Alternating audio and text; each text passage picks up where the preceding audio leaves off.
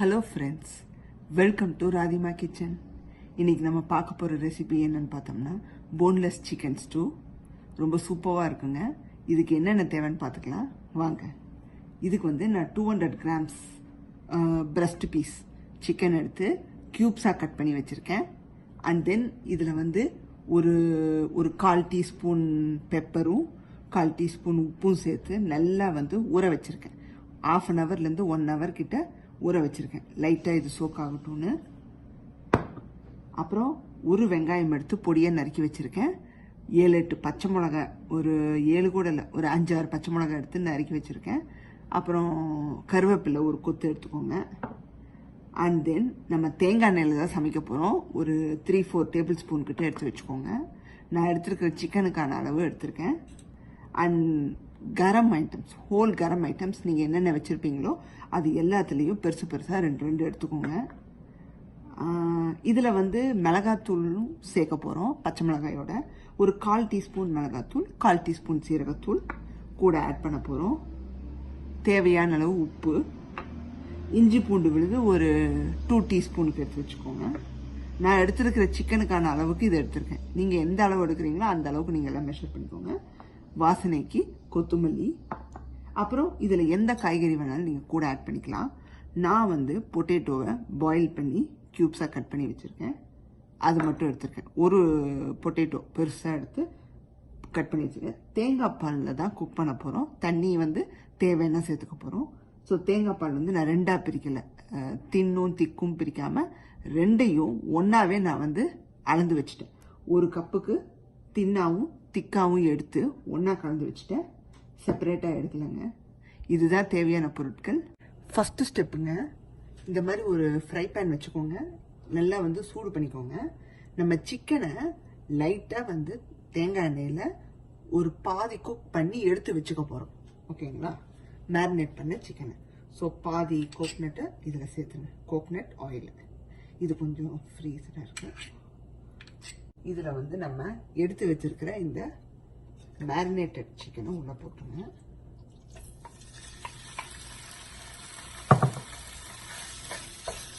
போட்டுட்டு எண்ணெயில் நல்லா கலந்து விட்டுருங்க. இதை ஒரு 1/2 குக்குக்கு பண்ணி எடுத்துக்கிறோம். அப்போதான் உங்களுக்கு ஒரு ஃப்ளேவர் இன்னும் கிடைக்கும். அந்த சிக்கனில் தேங்காய் எண்ணெயோட ஃப்ளேவர் இன்னும் கொஞ்சம் இறங்கி நல்ல ஒரு மாதிரி அந்த நம்ம போட்ட சிக்கன் ஒயிட் கலராக மாறும். அப்படியே டிரான்ஸ்பரண்ட் மாதிரி. இப்போ இருக்கிற அந்த குக்கானது ஒரு கலர் வரும் பார்த்தீங்களா, ஒரு மாதிரி. அந்த ஸ்டேஜுக்கு நம்ம பாருங்கள், எண்ணெயில் போட்டதுமே உங்களுக்கு இந்த மாதிரி மாற ஆரம்பிக்கும். ஸோ லைட்டாக அது மூடி போட்டு நம்ம குக் பண்ணி எடுத்துக்கலாம்.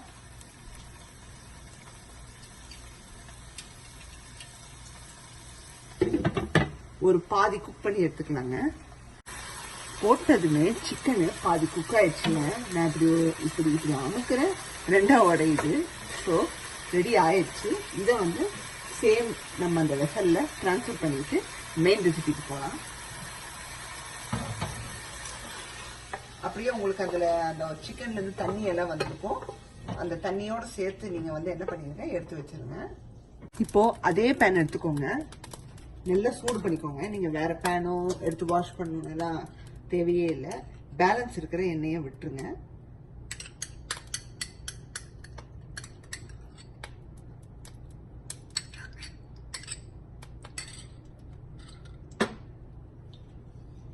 ஸோ இந்த மாதிரி நம்ம சிக்கனை குக் பண்ணி எடுத்துட்டு அதுக்கப்புறமா நம்ம தேங்காய் பால் விட்டு மறுபடியும் குக் பண்ணும்போது உங்களுக்கு டேஸ்ட் இன்னும் கொஞ்சம் என்ஹான்சிங்காக இருக்கும். அந்த ஒரு இதுதான். இப்போ எண்ணெய் சூடாயிடுச்சு. நம்ம ஹோல் கரம் உள்ள சேர்த்துக்கோங்க. சேர்த்துட்டு நல்லா வாசம் வந்துருச்சுங்க. நம்ம வெங்காயம், பச்சை மிளகாய், கருவேப்பிலை அது சேர்த்துக்கலாம்.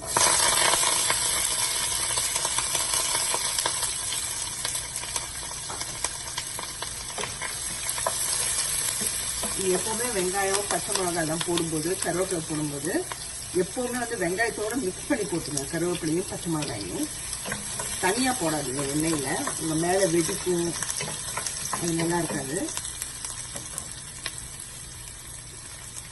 இஞ்சி பூண்டு விட்டு சேர்த்துக்கலாம்.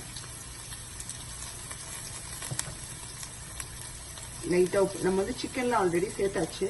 இப்போ வந்து இந்த மசாலா நம்ம பண்ண போகிற அந்த வெங்காயத்தோட அந்த இதுக்காக லைட்டாக சேர்த்துக்கோங்க.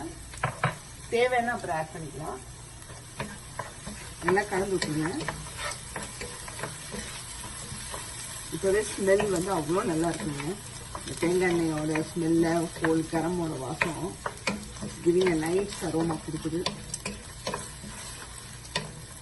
இப்போ வந்து வெங்காயம், பச்சை மிளகா எல்லாத்தையும் இஞ்சி பூண்டெல்லாம் ஸ்மெல் போக நல்லா சாட்டே பண்ணி எடுத்துட்டு வந்துடலாம்.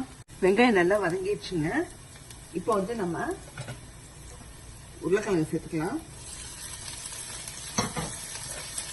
உருளைக்கிழங்க ஒரு குக் மட்டும், ஒரு விசிலுக்கு மட்டும் குக் பண்ணி எடுத்து வச்சுக்கோங்க. ஏன்னா நம்மளுக்கு வந்து எல்லாமே வந்து பாதி குக் தான் ஆயிருக்கும். ஏன்னா இதில் நம்ம தேங்காய் பாலோட குக் ஆகும்போது கரெக்டாக ஆயிடும். இல்லாட்டி உங்களுக்கு குழஞ்சிடும். எல்லாம் கலந்து விட்டுட்டு இந்த சிக்கனை சேர்த்துருங்க.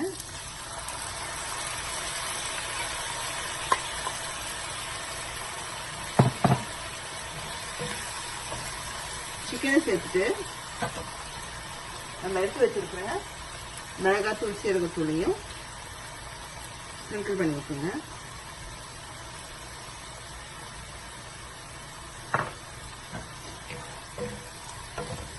சேர்த்துட்டு நல்லா கலந்து விட்டுருங்க. உருளைக்கிழங்கு உடையாதபடி கலந்துருங்க.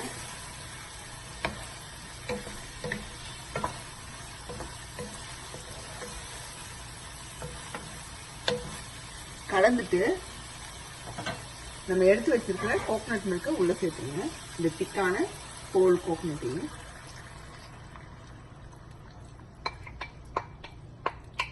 ஃபுல்லாவே சேர்த்துடணும். பாதி இப்போ பாதி அப்போன்னெல்லாம் கிடையாது. சேர்த்துட்டு நம்ம மூடி வச்சிட போறோம். லிட்டு போட்டு ஒரு 10 நிமிஷத்துக்கு நல்லா வந்து பேலன்ஸ் அந்த 50% ஆஃப் சிக்கன் வந்து ஃபுல்லாக குக் ஆகி உங்களுக்கு அந்த நம்ம உள்ளே போட்ட அந்த ஃப்ளேவர்ஸ் எல்லாம் வந்து நல்லா வந்து குக் ஆகி ஃப்ளேவரை கொடுக்கட்டும்.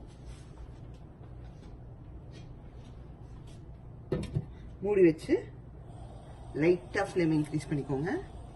ஒரு 5-10 மினிட்ஸ் கழிச்சு பார்க்கலாம். 5-10 மினிட்ஸ் குக் பண்ணியிருந்தோம். மூடி வச்சு சூப்பராக ரெடி ஆயிடுச்சுங்க. நல்லா ஸ்மெல்லு செமையாக வந்திருக்கு. இப்போது கொத்தமல்லி தூவிடலாம்.